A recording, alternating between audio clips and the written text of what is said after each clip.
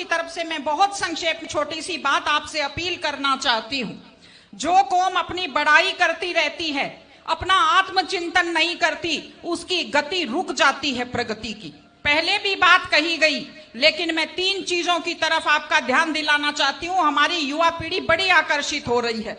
एक नशे की आदत, एक अपराधों की तरफ आकर्षण और एक लापरवाह तेज ड्राइविंग के प्रति आकर्षण।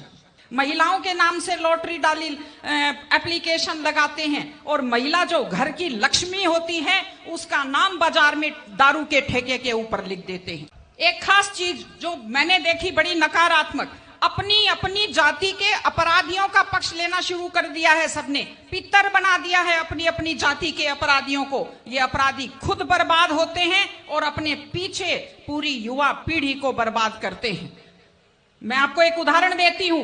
एक ऐसे शख्स, एक ऐसे खिलाड़ी दिल्ली के, जिन्हें आज मेडल जीते हुए लोगों की गिनती में होना चाहिए था पहलवानी में, अपराध के कारण आज दिल्ली में जेल की सलाखों के पीछे बैठे हैं। ये हमारे लिए दुख की और शर्म की बात है। और तीसरी चीज, तेज ड्राइविंग। 1 लाख युवक, बाकी बड़े उम्र के लोग अलग हैं, 1 लाख युवक जान गंवाते हैं हर साल लापरवाह ड्राइविंग के कारण। आप सोचिए, 25 साल लगते हैं एक बच्चे को पालकर बड़ा करने में और 25 सेकंड में लापरवाह ड्राइविंग के कारण वो लाश में बदल जाता है।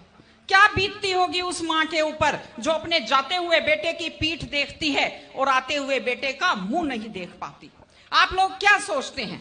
अगर आप अपनी पावर दिखाना चाहते हैं तो मिल्खा सिंह की तरह तेज दौड़िए, या कि आप नीरज चोपड़ा की तरह, देवेंद्र झाझड़िया की तरह आप तेज भाला फेंकिए मोटरसाइकिल का कान मरोड़ने में, या तेज गति से कार भगाने में कोई बहादुरी नहीं होती। अगर आप सोचते हैं कि आप बड़े हैंडसम और डैशिंग दिखते हैं तेज गाड़ी भगाते हुए, आप डैशिंग हैंडसम नहीं दिखते, आप लापरवाह दिखते हैं, आप बेपरवाह दिखते हैं, आप बेवकूफ दिखते हैं।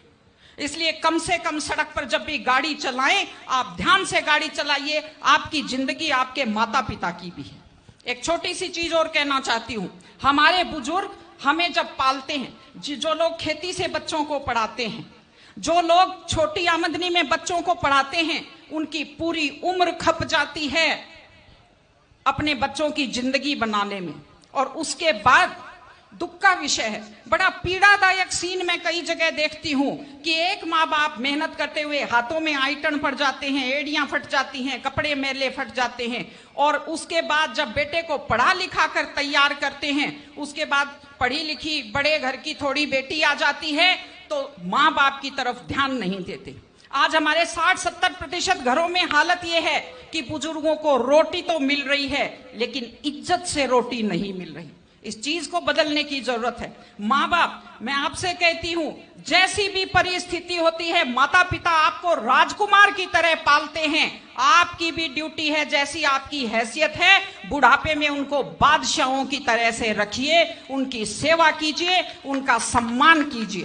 इस तरह से माता पिता की सेवा कीजिए। वो अपनी जिंदगी आपके लिए कुर्बान कर देते हैं। और माताएं बहनें बैठी हैं, एक छोटी सी लास्ट बात जो मैं कह रही हूं, बेटियों को समझदार बनाइए, बेटियों को बेटा मत बनाइए, क्योंकि बेटे तो लापरवाह होते हैं। बेटियों को समझदार बेटी बनाइए।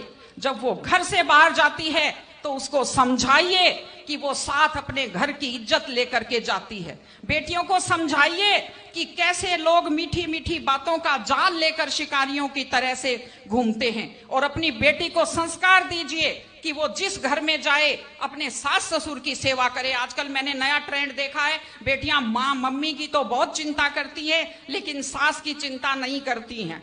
ये गलत चीज है। औरत घर की धुरी होती है। अगर वृद्ध लोगों की चिंता नहीं करेंगे तो हमारे वृद्ध लोगों को सुरक्षा कैसे मिलेगी, उन्हें सम्मान कैसे मिलेगा, इनकी जिंदगी खुश कैसे होगी। इसलिए कोई भी कौम तभी आगे बढ़ती है जब वो संस्कारवान हो, जब वो मेहनती हो, जब वो शिक्षा पर ध्यान दे। हमने ये सब किया है, मैं आपको बधाई देती हूं।